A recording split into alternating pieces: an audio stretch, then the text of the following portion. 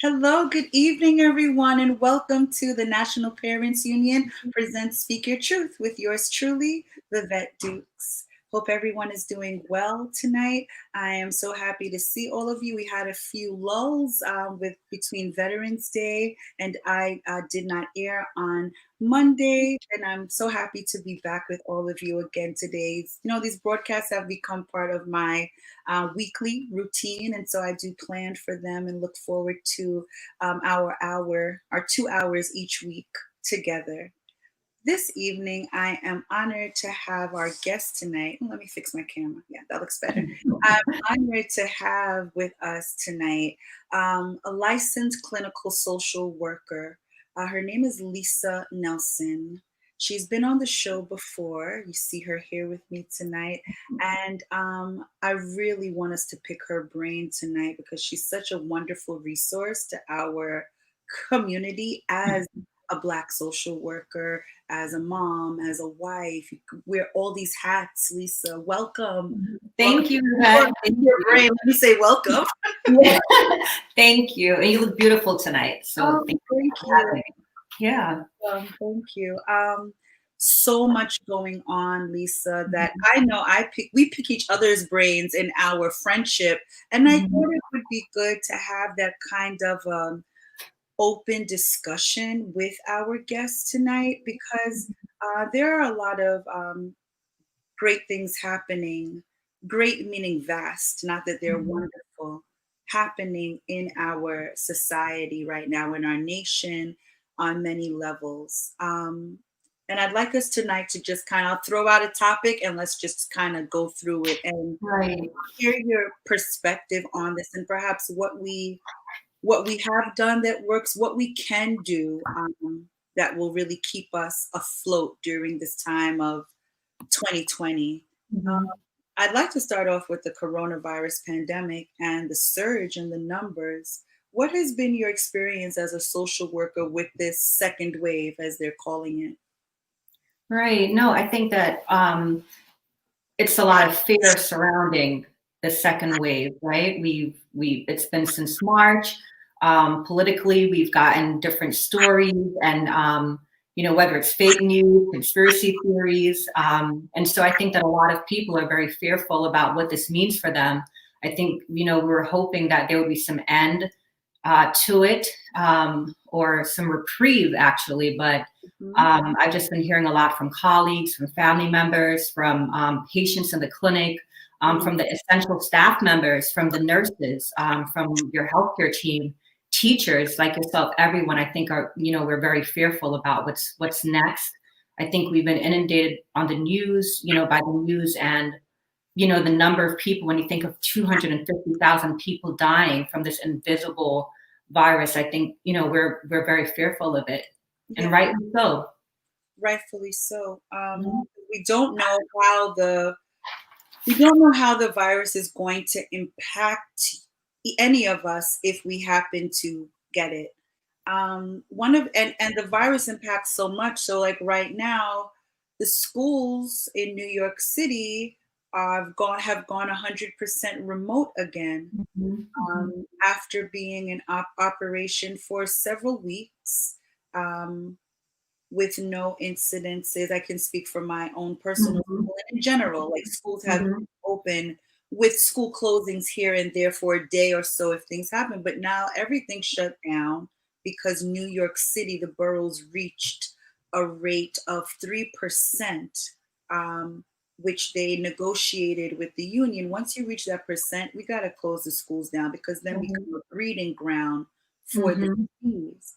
So how does that impact families from your experience? And everything I'm asking you really is from your vantage point as a social worker and as a Black social worker, which we're going to talk about a little bit later, this project that you've embarked upon, Diary of a Black social worker. But how do you see that playing out in your field?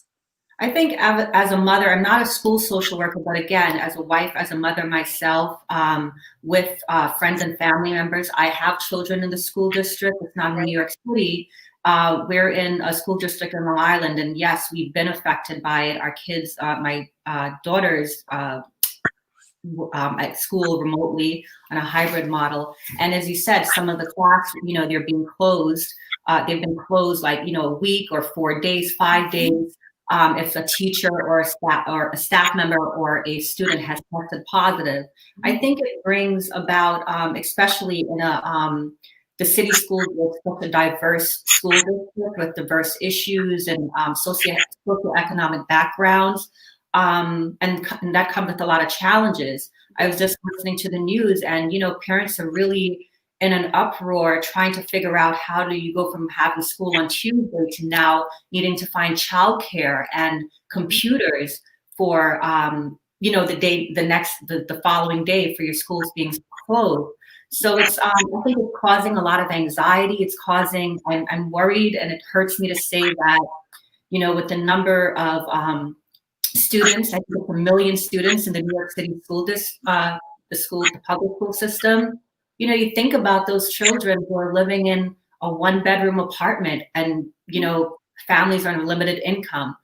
Sadly, the abusive homes. There's homes that our students are being sexually abused and physically abused. What does that look like for them, having to be home all the time, and being susceptible to those type of those abuse and neglect cases? So I'm quite concerned about what does that mean for parents without resources, and with limited income and not having the support that they need. Right.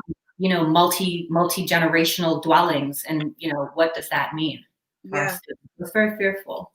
Absolutely. One of the things that I am noticing is that students are getting very depressed and very irritated with back and forth. There are students who they need to come into the school building. They really thrive that way. They've had enough time to kind of weigh out which environment works best for them. And they're seeing that, being home is causing a problem. And as one student said to me today very poignantly, at least even if it's cold, I would be coming to school. But if I'm remote and it's getting cold now, I'm not going to leave my house really, because school is the time that I leave my house to go to school, and come home from school. Right. Because we haven't done the pandemic this way. We've done it where we have outdoor elements to kind of balance it and go out and take walks and do social distancing. And kids need that. Kids need that. And I have to be honest, I'm not a proponent of online school. I know to be safe and to be a responsible citizen that we have to do it. I think, my daughter, she's in the 10th grade, and she looks forward to those 3 days. I think that, as a teacher, I think that we all, it's one thing for us I think before COVID, the idea of working remotely was just like, wow, that would be so great.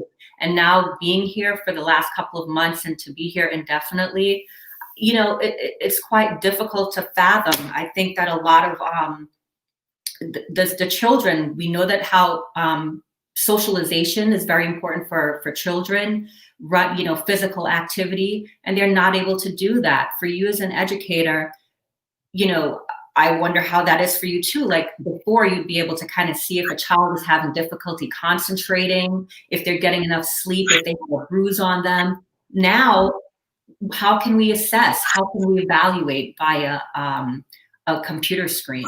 It's a very, very, very limited scope, and it causes a lot of things to have to shift and alter to accommodate this new environment, this new, as it's being called. Because we're just seeing a glimpse. Even having the child in your presence, you're still just seeing a glimpse, but it's a much bigger glimpse. It's minuscule, it's tunnel vision. Right. So, we're doing it, but it definitely, I see that it's a source of anxiety and trouble, very troubling. Yes, difficulties. I think a lot of kids are having, whether it's difficulty concentrating, before, if kids were having some anxiety or behavioral issues, you'd see outbursts or irritability in the classroom. So if they're exhibiting that, I don't know, for the moment, with them being on a computer, if we're really going to What does have a that look like? chance. What does that Mhm. look like? We might not see it. Right, It's a turn off the screen, you know? right, Um, right. What about the effect of the election? I mean, this kind of up in the air, not being conceded yet, not Mhm. really knowing what's going on, having more news, watching more news, being more tuned into the news, Uh, playing all the time. What right. impact does that have on us? I think it's having a negative impact. I think we're all newsed out, whether we're listening to Fox News, CNN, Channel 7, whatever it is. I think it's overwhelming and we have to step back from it. We want to be in the know. We want to know what's happening. If our current president is going to leave the White House, if he's not, we want to hear, people being responsible and talking about, we're looking to people for guidance. And people that were voted and put in place to provide us with that guidance and what will happen next. Unfortunately, it just keeps re-traumatizing, ourselves, hoping to get the answers, hoping to get the direction, and we're not getting that. And so we have to kind of we have to step back. I work in a cancer center, and our patients come in, and it's so overwhelming for them. Like, it comes out of their conversation. One of the things as a social worker, you don't talk about politics or religion, and it's just riddled in the conversations. Hi, how are you doing? Oh my gosh, and so it keeps coming up. So we really need to step back a little bit, scale back on our social media, our news, because there's just so many negatives and so many different ideologies that we have to keep up with. And in all of that, taking it in, it's traumatizing ourselves over and over again. So, would you recommend that we limit our intake of news and limit our conversations about news and the election and how those kind of tie in? Because let me not say because I'm asking you, is that something you think would be worthwhile for us to do? I think so. But in some respects, yes, it's important to know what's going on in the world. We're available on our computers, our phones, our all these different notifications. But I think even something as simple as turning off your notification on your phone, before you go to bed, or during times when you're with your families. There's no reason for us to constantly know what CNN is telling us, or whatever news you're watching, Right. because it's overwhelming. Before you go to bed, do you really need to know that 251,000 people died, from COVID? It's Yeah. it's over. We're inundated with it, and Yeah. so we really need to have those boundaries. I think, from conversation with families, friends, neighbors, this whole political climate has led to, a lot of dissension and divisiveness between families. Families are broken up because of this. Are you And serious? so, Breaking up of families? yeah, I mean, you have families who one person has voted for Trump, one person has voted for Biden, and it's like, how do what parents, a son, I read recently about a son who stopped talking to his mother because she voted for Trump. And these are relationships that are totally just null and void now because of this climate that we're in. And it's, I don't know if we'll ever be able to get back to what it used to be. Because there's just such we're at a fork in the road.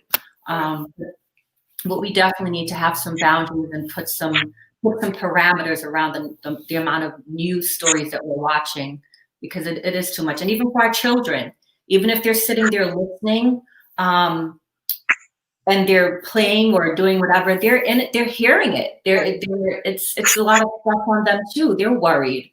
Could me going outside and coming back in end up hurting, or, leading to my grandmother's death or my mother's death? It's a lot. And And children can internalize things when something goes wrong. Oftentimes mhm, they'll think it's me, it's something I did. If I right. had have done that, this would be different because Mhm. they want to, figure it out and they can tend to blame themselves. So that's really Absolutely. worrisome. Yeah. So Yeah. something we can do, you can control, just turn it off. Be aware Mhm. of it, just turn it off, you know? Absolutely. And I'm trying to do that. I used to be a big newsie myself. I Mhm. come home, I watch it, I'm at work, I'm looking at it, and you can feel yourself you just become tense. And Yeah, so I started saying, you know what, I'll just watch a 6:30 World News and that's it. I had to put that there because I was in a low place. I was like, this is too much.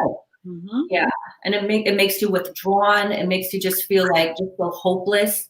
And yeah. so I think we all need to just take a few minutes a day just to focus on things outside of the bigger the bigger issues. The thing is that it's just so pervasive in every conversation, at least with COVID-19, getting back to that, it Hmm. seems to be inescapable in our conversation. I'll speak for myself in conversation because it comes in. So if we're talking about Thanksgiving, right? Having dinner, family gathering, that's impacted by COVID. Hmm. How Hmm. do you what has been your take or your experience with COVID and the holiday season? Because we're entering like another level now with COVID. Hmm. In many ways, Hmm. it's uncharted territory. It's the winter, like we just talked about, right? Getting Right. that season, not being able to go outside. So really bunkered in a different way than we have Hmm. in the spring or the summer. And then there's also this, huge holiday season, Hmm. the Hmm. Thanksgiving, the Christmas, New Year. Right.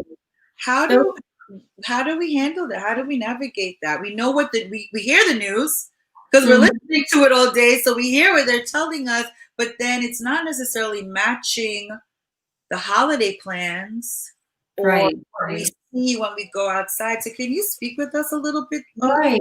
I think this is, and even for myself, I think the experience of COVID has caused so many different ramifications on so many different levels. In reference to Thanksgiving, listen, I think that I hear on the news state, no more than 10 people. These are holidays that as a country, as a nation, we hold dear to us and we want to participate in that. And we need that human connection now more than ever. However, again, based on the science, based on what they're saying, um, you know, people really need to adhere to that. And that's just my take, and people can do it, what they want. I think that, you know, it is a dilemma whether you visit your family. I know that again, for people of color, it's very, this is a big time for us. We're cooking, we're in the kitchen, we're interacting, we have, extended family and, our matriarchs and patriarchs sharing recipes and being there with us. And Yeah, to tell us that we're not able to do that after having seen our family members in months. This is the time that we travel to go to the South or go up north or wherever we're from. And it's very difficult. So it's a matter of redefining and finding ways to maintain that connection now whether it's now via Zoom or calling on FaceTime. Um, trying to check in on our family members and to see what they're doing. I think we'd be able to do it as they are suggesting, you know, um, they're suggesting to have dinner with the people that are in your household. yes. So I would definitely suggest that. And then you're washing your hands. They talked about opening up windows. Listen to what the CDC is saying. Open your windows, wash your hands. I know that someone in our family recently celebrated a birthday. We didn't let them blow on the cake. You're just like, just look at the candle and fan it out. So there are ways yeah. So there are ways to try to make the best out of this really trying predicament that we're in. And so I think the main thing now for us is to try to make it to the following Thanksgiving. What will 2021 look like? But we need to be safe and to listen to what they're telling us to do, because we see the death tolls. We see people inadvertently going to weddings and really large events, and they're like super spreader events, and we don't want that happening. You would not want to have that distress of knowing that you kill your grandmother over some turkey. You know what I'm saying? Like, Because that's what it boils down to. right. That's what it boils down to is a matter of delayed gratification Mm-hmm, for mm-hmm. doing what's for the better good. Right. And I it's wrote hard. I know it's hard. It's very hard. It's hard for me. I don't have, how do you even choose? Is it 5 people that I'm going to be with? Can I invite my neighbor who always comes with me? Can I invite my neighbor who's elderly and she doesn't have anyone? Do I bring her a plate? Do I, so these are a lot of questions that we're asking the community, in our communities. How do we deal with that? But again, we have to be responsible. We need to take precautions and just make sure that we're being safe when we do interact in those groups. Yes. I was just looking up on my phone just now because I made up a list of things that I wanted to bring up with you. And as Mhm, we're talking about the holidays and COVID-19, even the cure for COVID-19, right? The cure, mhm, mhm. it's not really a cure, but what may mitigate all of this, the vaccination, even that comes with a measure of angst and Mhm. trepidation and fear. Right. Why is there such a distrust of the vaccination by the Black community? Right. So, for your viewers, I know that, listen, even myself working in healthcare, I recently done a couple of presentations on medical mistrust in the African American community, why it leads to more, you know, why it leads to disparities, why it leads to more cancer diagnoses, and it's due to the history of mistreatment and research in medicine. We think about Tuskegee, we think about Henrietta Lacks, right? Them taking cells from a Black woman to make the cure, the cure for polio, and then Black people weren't able to take it. All to get it. I think that all of those things, our history has really played a role in the way that and it has played a perversive role in the way that we look at medicine and trusting the healthcare because of the systemic racism. I was just having this conversation with a white neighbor, and she was like, "Yeah, I'm going to sign up, and I'm going to have, I'm going to do the vaccination," and I was just like, for people of color, it's hard. It may sound crazy, but like even for myself in healthcare, I'm like, maybe I can, let's just wait and see. But I know that it's a two-edged sword, because also as a healthcare professional, I know that I've seen the toll, and the numbers are there to show that, African Americans die disproportionately or get infected, and get hospitalized at an alarming rate, or even, not only Hispanic, Latinx, African American, and Native Americans. Yeah. And so, but because of all those instances of Comorbidities. racism, Oh, we are really fearful to do that, and some people may not understand that. But it's a real problem. But do we have faith? Should we have faith this time to take the vaccination? Should we trust the predominantly white medical team? So I think that it's important for the powers that be, for African Americans in healthcare to really be, the voice of that, and to encourage us taking the vaccination, and and helping us to dispute and to disparage those myths and say, no, this time we're going to do right by you. These are the people that were included in the clinical trial. It's a lot. I don't have the right answers, but I know that this is a concern for myself too. I'm not jumping on the line to go get a COVID vaccination.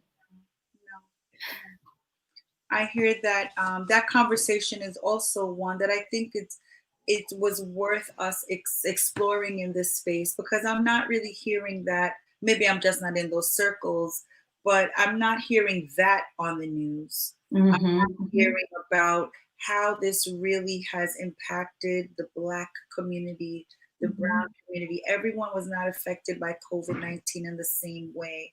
And Mm-hmm.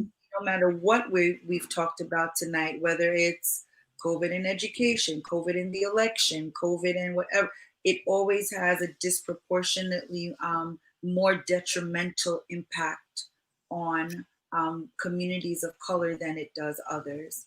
Right, That is right. true at the National Parents Union, I know, and speak your truth. I mean, we're here to help a population of people that are already marginalized, Mm-hmm. and Right. there's that aspect also. I do not want to overlook the what impact does all this trauma have, Lisa? Overall, like in your professional opinion, we haven't even scratched the surface. Right. What is all of this doing to us? I think I keep saying this, that the effects are far reaching. After we're witnessing this acute trauma every single day, whether it's trauma from politics, trauma from our schools closing, trauma from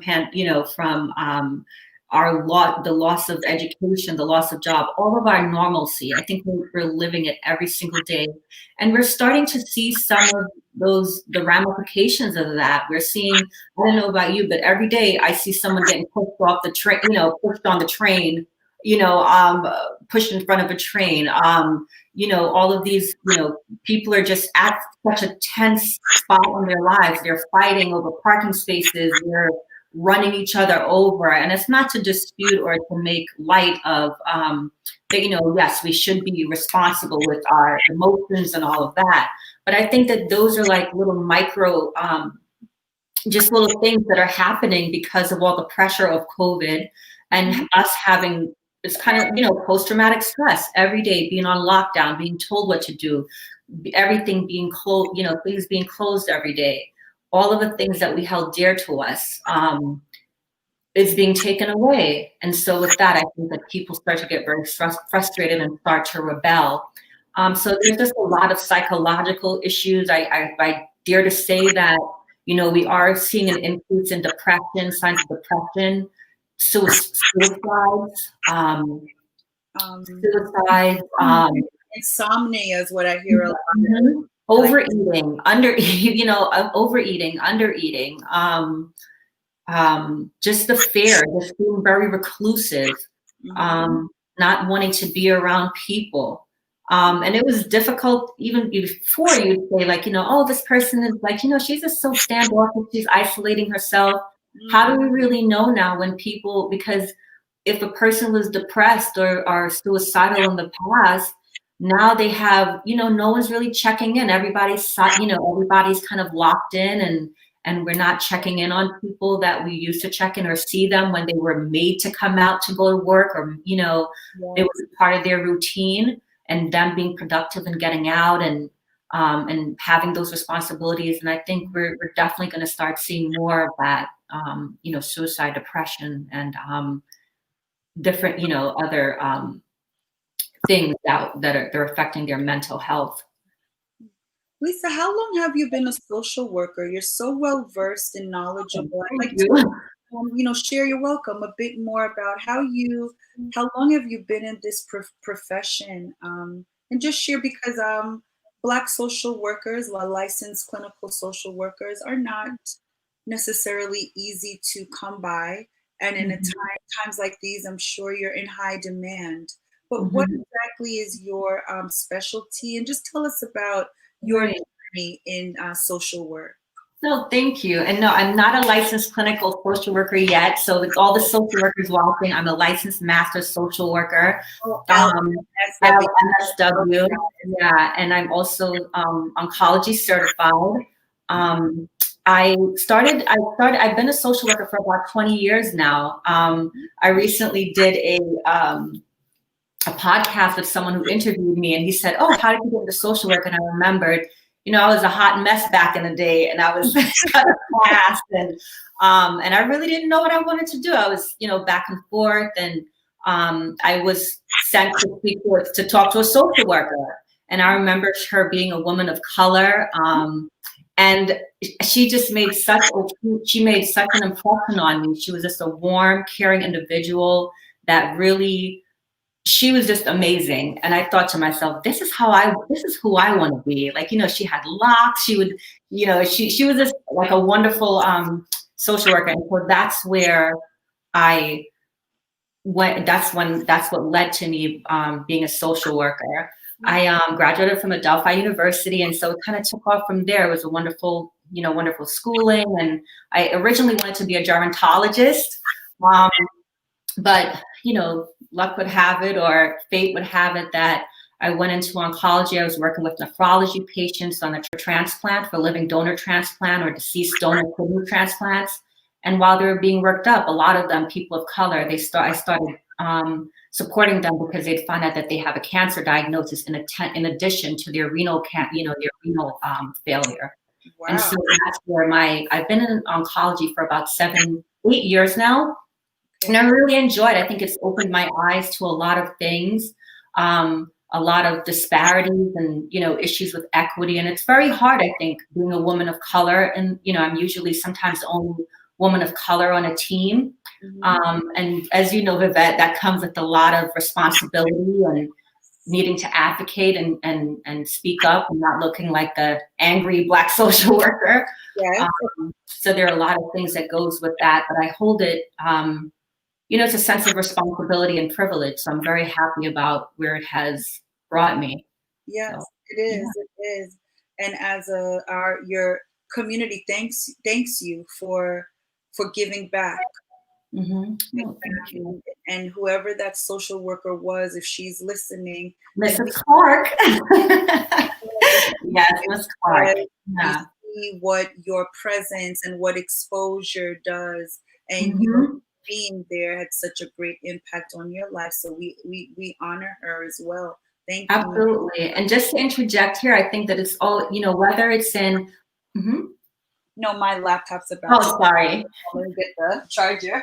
Yeah, no, whether it's, whether you are whether you are a social worker, a physician, a teacher of color, it's wonderful to have representation and for people to see themselves in you. I think that's what really got me. Like we had a white guidance counselor there. It was in a predominantly Black neighborhood. But it just really resonated, and I connected with her. She was someone that looked like me, and so it's very important. I'm sure that your students feel that way about you too. Seeing a woman of color and your eloquence and being able to speak to them and to say, I'm like you. I think it really does make students feel comfortable and want to to take on that path too. I think it does, and I think it's part of the reason I get dressed to go to work every day, even though I'm teaching remotely. I'm very aware that they're looking at me, they're seeing me, I have influence. Absolutely. And I am a representation of a professional. I want to be viewed that way. I want to be respected that way. I am one. So with that, to whom much is given, much is required. And to work with children every day, I believe that I've been endowed with a lot to be able to work with children, just like you, working with a very vulnerable population, people who are living with death very close at hand, very aware of their death. And I can only imagine how challenging that is. My mother passed away of cancer as well. Oh, I'm very sorry to hear that. Yeah, I do. From the child side of it, to see what loved one goes through, it's very, very, very hard. Very hard. It is very trying, not only for the patient, the caregivers, the children, the spouses. There's so many layers and layers on top of a cancer diagnosis. Yes. So it is important, because, and I wanted you on here tonight, Lisa, and I like to feature you every so often, because we need a check-in. We, people of color, are going through a lot. We're always going through a lot. And I don't know that we always access the resources that we need and get those touch points. And I'm hoping that you are a Miss Clark for someone, that they'll see and say, well, maybe it's not so bad to go and talk to a social worker. And I think there is less of a stigma with talking with a social worker, in terms of just rapping with someone, counseling, kind of things out, as opposed to some other professionals that may have a stigma attached to them in certain communities. So representation matters. And so maybe you've never seen a Black woman who's a social worker with it. Well, here is one, and there Mhm. are others. So Absolutely. I watched the show This Is Us. Shameless plug for them right now. My husband Mhm. loves that show. Mhm. To keep us connected Mhm. when he was incarcerated, and I was Mhm. the shows were like a way for us to stay connected, right? We had something Wow. to talk about, and we could build on and get to see each other's viewpoints through Mhm. the shows. And This Is Us was one of those shows. No, wonderful, wonderful. Watched it last night, and if you follow the show, the reason I'm bringing it up is that one of the main characters, um, he just left a counselor because he said as a Black man he could not relate to her as a white woman. There were things that he was holding Mhm. back, and he knew Mhm. he was holding back, and he knew he needed to share these things in order for his Absolutely. healing to happen. But because of all these divisions you spoke about Mhm. earlier, and these rifts and Mhm. tension, or he had to stop. And I thought that was so telling, because, and I don't know if you have found this to be true,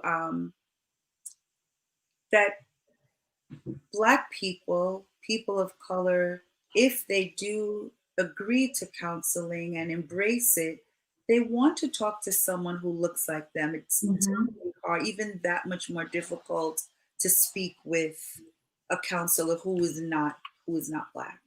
Do you find that Absolutely. to be true? Absolutely. And studies, definitely, studies show even seeing a Black physician is, the outcomes are going to be better in in instances because you feel connected with that person. They understand you. And it's not to be, not to say that a Black person can't go see a white practitioner, but I think that there's definitely value to seeing someone that is cognizant of your history. We were talking about disparities, right? So we know that if a Black physician um, comes in and he's telling you about, you need to take this vaccination, and you're a Black person, you're like, I don't know, like, I don't know if I'm gonna do it. He can say, listen, I know that, 19 such and such, Tuskegee, I get it. My grandfather grew up in the South and he was a part of it, and he can kind of build on that and then provide education and say, however, you're most likely to get this, why don't you give it a try? I think that there's value to that. And so it's important to have people like us that look like us, Yes. um, that understands us, and that they'll say, you know what, yes, maybe I'll give it a try. If you are of, you know, African American descent, you'll know that when a person's telling you, like, I'm just gonna let God take care of it, and I'm not gonna take the treatment right now, and you can say yes, but are you gonna, God wants you to be responsible too, and he gives men the ability to do this, and so he can kind of guide you through that. Yeah. And it takes I think that sometimes white physicians, white nurses, or whoever, the white, nurses, or you mentioned a mental health clinician, sometimes they're not cognizant of those experiences and those narratives that Mhm. our patients, or patients of color, are telling them. And so it's important to be able to have someone that we can share that with, that understands. And it does take more effort for a white clinician to really go out there and get to delve into and to learn about their biases and what patients of color need. But it does take a special person to do that. Yes, and that is what needs to be done. So much of the burden is not placed on the ones who it needs to be on, the ones that need to learn. Hmm. And that's part of the healing that's going to happen in order for us to attempt to truly come back together as a society. You know, Hmm. Black, Hmm. white, brown, everyone coming together. I Right. don't know, and I still strive for that. I still strive for Hmm. that reaching across that table, but there has Hmm. to be a reaching back. And with so much Right. discord going on, I just shudder to think about how many really need help but won't seek it because Hmm. it's just not coming in the right physical package, the right Right. Right. frame, And so um, I would just encourage all professionals, if you are in any way, shape, or form counseling, or just try your best to learn about the people that you are working with. I say And the same serving the people that you're service. serving. Yeah, Yeah. yeah, Yeah. you're right. That's an excellent distinction that needs to be made. Mm-hmm. You're not Mm-hmm. working with them, you're serving them. They are in Mm-hmm. need and you're there providing a service. Take the Mm-hmm. time to really get to authentically know about them, their culture, where they're Mm-hmm. from, because it makes a difference. And when you're, I've been on both sides. Mm-hmm. When you're on the side where you're walking to a clinician's office, Mm-hmm. when you, there's just a vibe. You know what I mean? Mm-hmm. There's just You a way feel it. You feel it. you You feel it. feel You it. Mm-hmm. feel it, whether they're sincere, whether they know it. Mm-hmm. I just know so many need help. We need Mm-hmm. help, and so those who are helpers then help us. you know, Right. Right. yes. Right. This And is I think it shouldn't be a deterrent. I think for right now, depending on where, as we're talking about the pandemic and the mental health and the trauma, listen, if you're in the middle of, Idaho and there's only a white clinician that's there right now, and that's who you have to work with, that if you don't have the money and they're willing to work with you on a sliding scale, or if you, that's a provider that your insurance covers, mhm. and you need that help, you feel lonely, you feel depressed, you feel hopeless, then that's the person that you have to start with soon. And as I said, it's not, I think both of us are maintaining that we're not saying that, we can't get counseling from white practitioners. I know many white practitioners who are awesome. But it's just taking that extra effort to make sure that your patients, your clients are feeling valued and accepted, and that you're taking, you're doing your research. If they tell you I belong to this religious group, or if this is culturally, oh, if they're from Africa, oh, let me look that up. Are they from Ghana? What does this look like? You have to do your homework so that you can connect and to make them feel that you're doing the part, that you're vested and you're intentional in wanting to be connected with them. Absolutely, because you may see, um, for white practitioners, do you want Black clients? Yeah.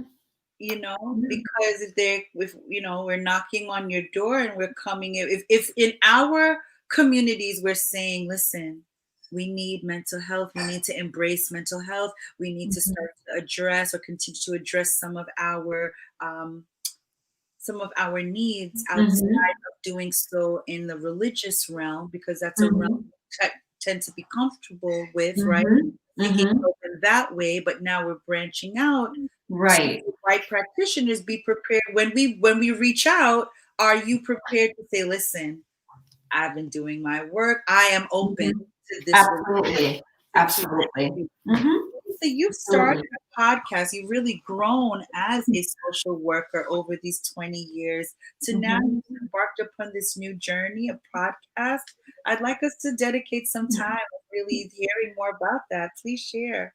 No, thank you. No, this is a new thing for me. I think, as some of you've known, and I'm not ashamed to say it, I had COVID at the early start of the year, and it was very traumatic. And you talk about trauma and getting ready to go into the second phase of COVID.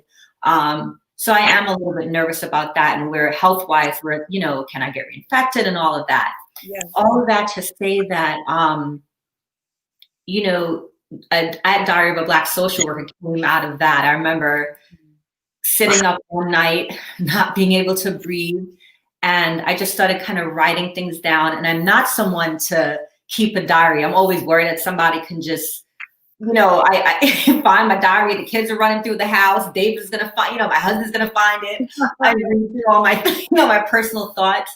So I was never someone to, I want to keep people out of my business. I want to keep my thoughts to myself. So I've never kept a diary, but I admire women and men who journal. I encourage patients to do it.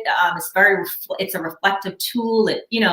But I just never did. And so I started thinking. I was like, maybe I can start doing like a journal or a diary, but it won't, outside of the normal, writing it down. It could just be what's the word that I'm looking for?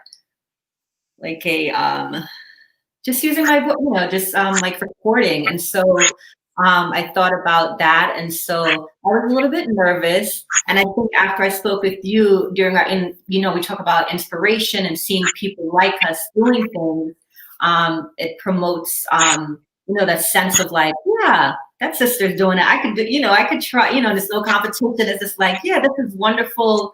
And maybe I can do that too. And so I just, I did my intro the other day. I have the Instagram page at Diary of a Black Social Worker. And it's really talking, just hoping to bring light to primarily the oncology field, because that's my passion, compared to you and similar to you and your passion with incarceration and, prison reform. So I'm very passionate about oncology. I see there's a great need there, and to share those stories with you guys, and to encourage, whether it's, with different topics, we touched on a couple of topics, and I hope that we'll be able to, whether it's suicide, mental health, monogamy,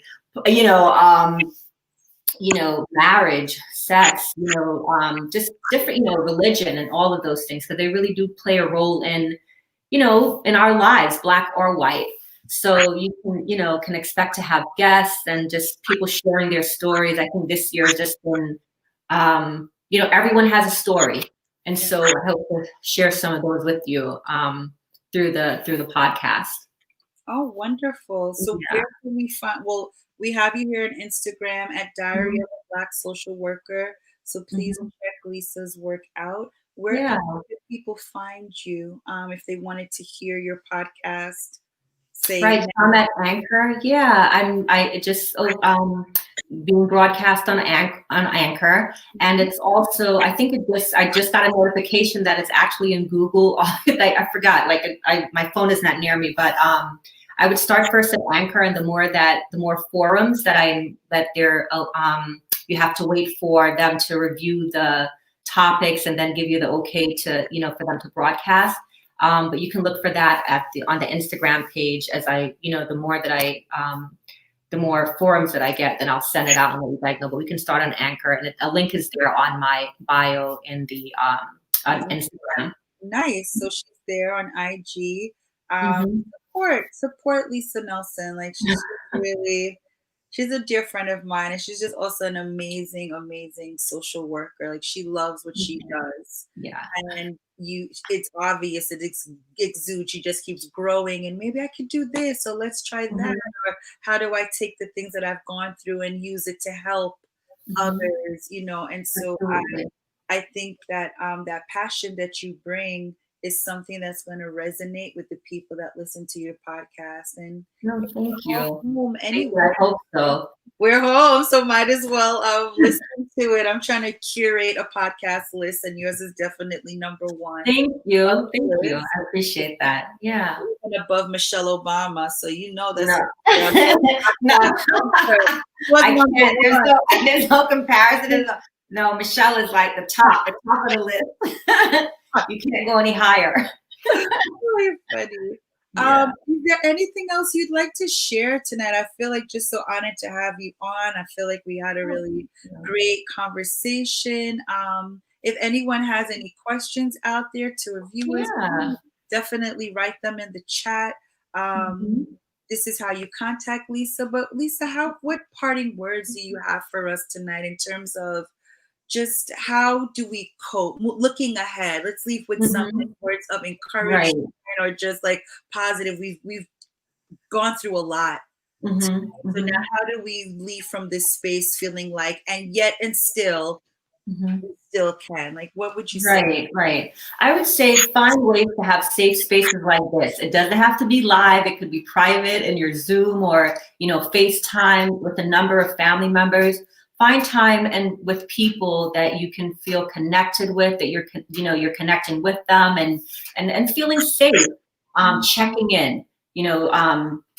I think this is a good part of social media or or computers or whatever. Like, just definitely stay connected with people, because it really does play, it does play a role in our mental health, our physical health, connecting with people. We may not have that human connection as far as touching, but it's just amazing how a simple smile can brighten up your day and make you feel wonderful, just knowing that someone checked in on you. Limit the media, please.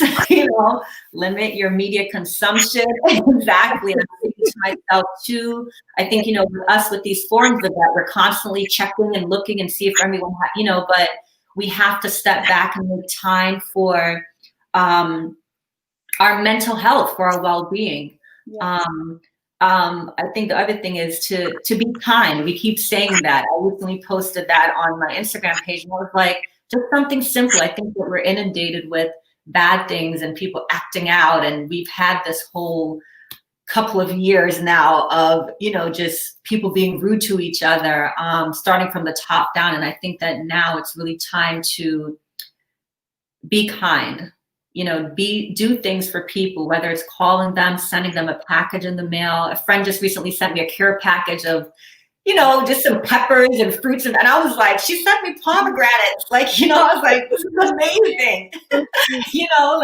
I was really excited about that. So simple things. I think that's what COVID has taught us, that, or taught me, that these are nice things that you can do for people. You think of someone, send a note. Start write. How about we need to start writing again? Like, letters, send a card. I think those are things that we can really stay connected with people. Maintain a routine. For you working at home, I would definitely and for people working from home, have your workspace different from your home space. Yes. Have those boundaries. I just moved the office out of my bedroom because absolutely space. And while it was fun, I was grateful that my husband took the initiative to do some feng shui and move around and make another space where it wasn't the same place where we rest is where we work. It's absolutely. We have to separate those. When we have those boundaries, we know that this is a place of serenity, love, talking, reading, huggling, which is so important. Yes. And we don't need that space where you're doing your schoolwork and your lessons in that space. So however small the space, try to separate your workspace. And I think I shared this with you guys last time, just eating and drinking. I know that, it's the winter time. We want to store up. We want, like myself included, we've all kind of suffered from the COVID-19, but definitely try to eat and drink, enough water, keeping hydrated, take vitamins, take your vitamin D. The sun is setting earlier, you're having less sun. So take your vitamins and reach out to your healthcare provider. Try to stay connected via telehealth visits. I know that with COVID, from the healthcare side, that a lot of people have really put off getting treatment or following up with their diabetes, their hypertension, medications, things like that. Really try to reach out to your provider and try to schedule those visits via telehealth. Your insurance will cover it. Yes. So stay connected with your some of them covered fully. They don't have any copay. If you do a telehealth visit, especially if it's something like you just want to talk to someone, or you can like, oh, I have a rash. Like they can they can see it right on the right on the phone, right on your phone or the computer. If you're worried about going out. That is true. I'm glad that you mentioned that. Thank you. Yeah, because a lot of people, there's a lot of, and again, people of color, again, there's a disparity in that too, because we build up enough trust to go to the doctor, and then with COVID happening, you have to choose over if you want to go to the doctor to get your diabetes medication, your hypertension, and you're sitting at home, not having those, not taking care of yourself. So definitely reach out to your healthcare team, and if you're feeling depressed or saddened or feeling overwhelmed, there are a lot of crisis hotlines in whatever cities and states that you guys are calling from or listening from, and reach out to your healthcare provider, and they'll be able to direct you as to what resources to get. Wow. Thank you so much, Lisa. I You're tried to take welcome. notes and I put some of what you said in the comments. No, great. Thank Yeah, you. anyone who watches on the rebroadcast, you just dropped some really wonderful jewels on us here No, tonight. thank Thank you you. so much for your time. Thank you for your work. You will be on again. You have an open invitation to come. Oh, wait a minute. Yeah, you will Thank hear you. more. Thank I'll be you. a guest on the podcast. I said Yes, yes, every time. I'm very happy. yes, no. And yeah, thank you so much and take care. Be well. If I No, you too. And I want to say this, I'm sure you guessed, like I've been watching you grow, and I was telling her this, telling Vivett this offline, but I'm just so proud of the woman, I was saying that she's one of the women, the few women in my life that's always been woke and being a part of, woke is a new term, but I think for Vivett, even if we didn't have a term for it, that's who she was. And so I'm so happy about the work that she's doing in the community with her husband and sharing her stories. And I'm really just happy about the blessings that you've had thus far. And I know that there are even bigger things, the stars for you. So I'm very happy. So thank you for all you do for your community. And we love you. And I oh, love well, I love you too, Lisa. Thank you. I love how you always you approached my marriage and you approached me about it with such tenderness you. and Mhm. not wanting to overstep boundaries. Such a not just a consummate social worker because I know that that training helped you approach it, the subject matter Mhm. that way, but just as a tender-hearted friend, as a God-fearing Christian woman. And a Mhm. one who walks the walk and talks the talk. You were just so tender in your approach and you ask Oh, questions, thank even you. when it was like, this is hard, I don't want to offend. You just very Yes. like, but I'm Yeah. curious at the same time. Like No, I it's have curiosity. questions and I Absolutely. want to know, but I want to respect your privacy and Mhm. boundaries.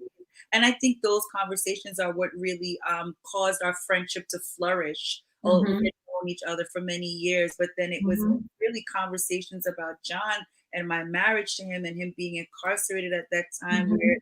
it you were such a safe person for me to talk Mhm. to. And Yeah. yes, that's why I know it's so important, the talk therapy and Mhm. having someone to talk to, the right Mhm. people to talk to, Mhm. really does play a positive role when there's stressors and trauma in life. Right, right, Yeah, right. so thank And thank you. Yeah. No, you're absolutely welcome. And again, I'm a work in progress, just like you. everyone else, and totally fall short. But I think that, yes, it was out of wanting to be respectful and curious as to, because again, those are taboos in our community. But I think that it took a lot. It was literally what you said, speak the truth. This is my truth. This is my narrative. This is what my life is. And why am I living in the closet with this, And so, it was just wonderful for you to and it was scary for me. I think we could talk about that another time, but Yeah, it was. I'm very happy that we talked about it earlier offline that John is your soulmate, and I'm very happy for you. Yeah, I'm very You happy have for you. a soulmate too. I'm happy for Yeah, you as well. And thank you. yeah, there's so much to talk about. We'll sit. Mhm. There are things, viewers, that you would like to hear Lisa really expound some Yes, more on. please. Please send it and share it, and you can reach out to her on Instagram. Right. Um, And if you have stories that you'd like to share, because there's so many stories like the vet, stories of survivorship, stories of just the various challenges. You don't have to be Black either. yeah, Um, yeah. I'm just gonna say Could that be. I know that we've talked a lot, but the thing for me is I'll just speak that we do Mhm, need a time and space where as Black people, Black women, Black professionals, we can come together and speak our mhm. truth because it's not one Absolutely. that the mainstream is going to depict in an authentic, realistic, honest way. Mhm, So I'm mhm, grateful always to speak to the National Parents Union for affording mhm. me this platform to be able to Absolutely. have conversations that really aren't being had in other Mhm. spaces. To just sit and Absolutely. kind of just real talk. So no one's saying that's the thing. I feel like we always have to quantify and qualify. Like we're not Mhm, excluding. Like listen, it's just not about you right now, and it's okay for it to be not about you right now. mhm. Like Absolutely. because you're such the mainstream and everything is with Mhm. Eurocentric standards as the mainstay, and then the rest of us like evolving or revolving around it. That's not what we're doing here tonight. Right, We're right. just here to really provide help to marginalized members of a marginalized community, whatever that is. If it's Mm-hmm. because you're a cancer patient, you're a survivor, Mm-hmm. if it's because Absolutely. your spouse, like mine, was incarcerated, if it's Mm-hmm. because you are dealing with remote school, whatever, because Mm-hmm. Whatever it is. it's a Right. human experience, but the Mm-hmm. humanity of Mm-hmm. Black people is what is always in question. So we have to Absolutely. provide spaces like this for ourselves and our Mm-hmm. community, or else it just won't ever happen. Absolutely. And suffer in Absolutely. silence, or we only get recognition when some, knee was on a neck for 8 minutes and Mm-hmm. Exactly. when it's like, Exactly. but we live with this stuff every Every day. Every day. day. Every day.